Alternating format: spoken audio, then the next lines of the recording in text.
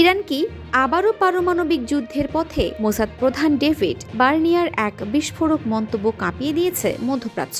12 দিনের সেই বিধ্বংসী যুদ্ধে 6 মাস পর কেন আবারও ইসরায়েলকে কঠোর হওয়ার ডাক দিলেন তিনি? কেন তেহরানকে উন্মুক্ত ও অনুপ্রবেশযোগ্য বলে বিদ্রূপ করল মোসাদ? দেখব আজকের বিশ্লেষণে।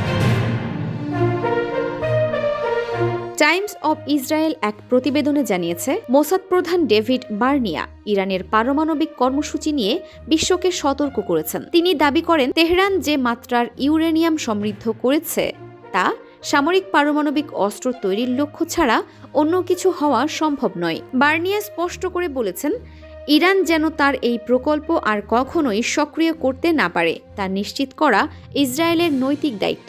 2026 সালে মেয়াদ শেষ হতে যাওয়া এই মোসাদ প্রধান বলেন, জুনের সেই আকস্মিক সামরিক অভিযান প্রমাণ করেছে যে ইরানের অভ্যন্তরে ইসরায়েলি গোয়েন্দাদের অনুপ্রবেশ কতটা গভীর। তার মতে, আয়াতুল্লাহদের শাসন ব্যবস্থা এখন পুরোপুরি উন্মুক্ত এবং ইসরায়েলি গোয়েন্দাদের নখদর্পণে। তবুও ইরান তাদের ধ্বংসাত্মক লক্ষ্য থেকে পিছু হটেনি। ইরানের দাবি অনুযায়ী জুনের যুদ্ধে ইসরায়েলি হামলায় দেশটিতে 1000-এর বেশি মানুষ নিহত হয়। জবাবে ইরানও বসে থাকেনি। তারা ইসরায়েলের দিকে 500টির বেশি ব্যালিস্টিক ক্ষেপণাস্ত্র এবং 1100 ড্রোন ছোড়ে।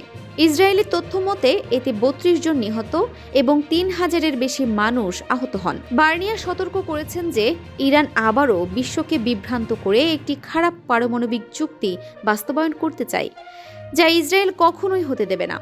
চলতি বছর এপ্রিলে ওমানের মধ্যস্থতায় নতুন চুক্তির আলোচনা শুরু হলেও ট্রাম্পের কঠোর অবস্থানে তা ভেঙে পড়ে। ইসরায়েলের ব্যাপক হামলার পর যুক্তরাষ্ট্র ইরানের 3টি স্থাপনায় হামলা চালায়। ট্রাম্প দাবি করেছেন যে ইরানের পারমাণবিক কর্মসূচি সম্পূর্ণ ধ্বংস হয়েছে। তবে পেন্টাগনের মতে এই হামলার ফলে তেহরানের পারমাণবিক সক্ষমতা কেবল 1 থেকে 2 বছর পিছিয়ে গেছে, মাত্র পুরোপুরি ধ্বংস হয়নি।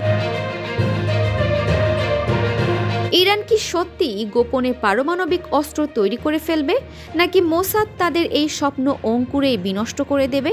আপনার মতামত আমাদের কমেন্ট বক্সে জানান।